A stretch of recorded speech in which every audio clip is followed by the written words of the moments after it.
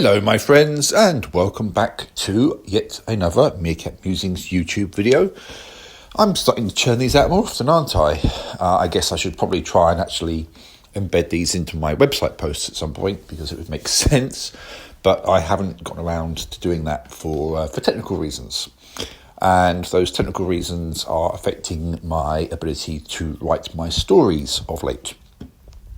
You see, I've been working quite steadily on the sequel to my first book, The Awakening, but with my better laptop, shall we say, in the shop for repairs, and with those repairs having been delayed, I'm in a bit of a situation with that, and I can't easily just kind of crack on with that in the manner that I hoped.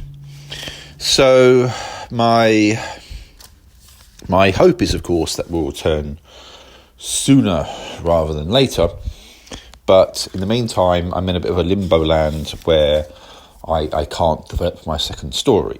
I can, in short bursts, do things with an old laptop, but the problem with the old laptop is it doesn't hold a battery charge very well. And the charger port doesn't actually let you plug in the charger very well. So you can't run it off the mains, and you can't run it off the battery for very long. It's hard to charge. You can charge it in a really awkward way, but it is honestly very, very faffy, to put it mildly. And it's just proving to be quite frustrating. So I'm having to steal time here and there which to do a little bit of writing, but I can't really develop the Awakenings sequel in the way I want to. However, one of the things I can do is I can get around this and write other things via WordPress on my website, but that involves using my phone. And as you can imagine, a phone is not the best medium for writing a proper story with. I mean, you can write blog posts and you can obviously do tweets and social media, but actually writing a story, that's quite tricky. Although, to be fair, The Awakening kind of began life via me just tinkering with ideas on my phone. So I guess it's not impossible, it's just very, very difficult.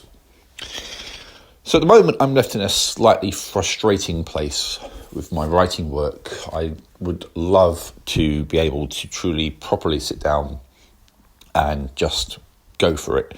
But until such a time that my laptop returns from repair, I don't know what's going to go on there. I haven't heard anything actually for a few days, but then again, I know they were sourcing parts, and those parts are coming from overseas. And if they are coming overseas via a shipping container, then I'm also prepared for a delay with that, because my employers are suffering from delays in with products because of attacks on shipping. And so therefore it makes sense that other companies are affected by this as well. I mean, that whole situation is one of the strangest ones I've ever come across in recent times. Well, I say strange, it's not strange, it's one of the most annoying things I've come across, because we have this, this situation unfolding where piracy is affecting me in more ways than one. I mean, it's certainly affecting my day job, and it could well be affecting my writing job in some respects. So it's all just a bit crazy, isn't it? To think that in the 21st century, shipping lanes are under attack by pirates. Sometimes I can't help but feel that the world is a little bit of a dumpster fire. When you look at all the things going on, all the chaos, all the suffering, I just can't help but feel that. But I'm trying not to wallow, as it were. I'm trying to stay positive, because nothing comes from allowing misery and pain to take root. Nothing good ever came out of that. So I'm trying to focus on the things I can control and just putting my energies and efforts into those. And I can still do a little bit of writing here and there in small scale forms, as it were. And one such form of that is the sequel to my upcoming book, Fontana and Istalor. Now, it's interesting, of course, I'm talking about a sequel to a book which hasn't even been published yet. But I have got some ideas for where to progress that story. And I have already begun to put some of those ideas down onto paper, so to speak. Although, actually, I might go back and start again with that. I'm at a very early stage, so I could easily, go back and start again, wipe the slate clean. And I'm kind of tempted to do exactly that because I'm not happy with my initial first few paragraphs and the direction that kind of forces the story into. Although the story has to go in a certain direction, so maybe it's a question of rewording those paragraphs. I don't know. I'll have to have a look and see where I can kind of poke this particular idea, but we'll take one thing at a time. The main thing I really need to do is focus on the sequel to The Awakening, get that finished, get that off to the publisher so we can begin the editing process and get all of that underway. Speaking of The Awakening, I actually know for a fact that I sold at least one copy recently. There was a copy sold as a paperback, no less, in America on the 5th of February, I think it was. So whoever you are, many thanks, of course, for buying it. My publisher sent through an email about a convention where they said that everyone sold at least one copy of their book. So I might have sold at least 2 copies of my book in recent times, which, hey, it's better than no sales, of course.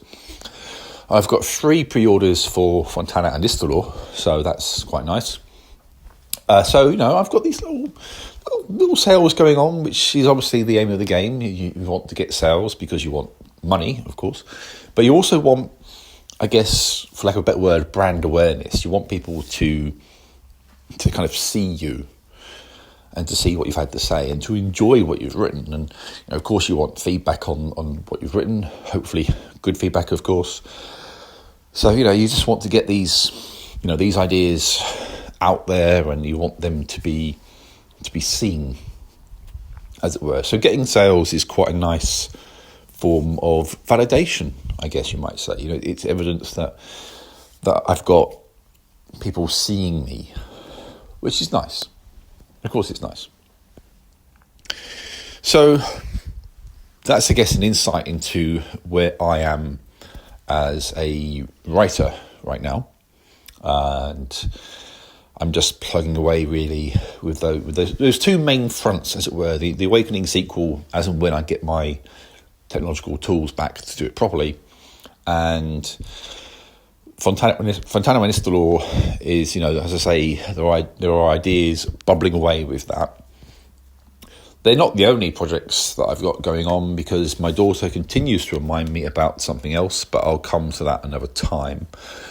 So, just to change subjects for a second, I want to talk about football and Liverpool Football Club, who... There's a picture there of a rather aggressive-looking meerkat, but come the end of the match, I can guarantee you that meerkat was actually smiling. Yesterday was the Carabao Cup final. For those of you who are unfamiliar with the English Football League, basically you've got the Premier League, which is the top division in the country, and then you have the FA Cup, which is the oldest competition of its kind in the world of football, and that's competed by pretty much every football team in the country, right down to the very bottom teams of the football pyramid, all the way up to the top Premier League teams. And then you've got what's called the League Cup, and the League Cup is contested by Premier League teams in the Championship, and teams in League One and League Two. So all the professional clubs, so to speak, because anything below non-league is classed as semi-professional. All the professional clubs contest the League Cup, and it's kind of, in some respects, it's kind of the awkward, kind of cousin to the FA Cup, and it's a competition which a lot of clubs, you could argue, they don't always take it seriously, and a lot of the time you end up with teams, Premier League teams in particular, fielding youth players, or they field reserve squads, or they do have a combination of like kind of their top players and reserves or younger players out. It's an opportunity in the eyes of the bigger teams to get some experience for their younger players, but it's often not seen as a major trophy, although technically one could argue it is classed as a major trophy. And Liverpool, by necessity as much as anything in the final due to injuries, fielded a number of teenagers and a number of other young players in the final of the Carabao Cup against Chelsea. And Chelsea fielded a largely full-strength team in the final. But you wouldn't have known there was such a disparity between the squads based on how the game was played. I mean, yes, Chelsea had some great chances. Liverpool had their chances as well. But come the end of extra time, because the main game finished 0-0, my beloved Liverpool lifted another trophy. And people can scorn the Carabao Cup as much as they like. The bottom line is it is a major trophy for a club to win. And Liverpool won it for I believe it was the 10th time. And it was the second time that manager Jurgen Klopp has guided Liverpool to that particular piece of silverware. Fair enough, the last time Liverpool won it, they beat Chelsea in the final in 2022 on penalties. This time around, penalties were not needed. They were almost needed, but a late-headed goal from captain Virgil van Dijk from a corner settled the matter and granted Liverpool the first of 4 possible trophies. Now, the others are the FA Cup and the Europa League, which is what used to be known as the UEFA Cup before everything kind of changed name-wise, and, of course, the Premier League itself. There's a long way to go in all those competitions, but if Klopp can win all 4 of them in his final season as manager of Liverpool, then he will cement his status as an absolute legend of the club. I mean, to be fair, he already arguably is. I mean, he's won a Premier League title and a Champions League title, and I can guarantee you that for Liverpool fans, that's made him pretty much immortal already.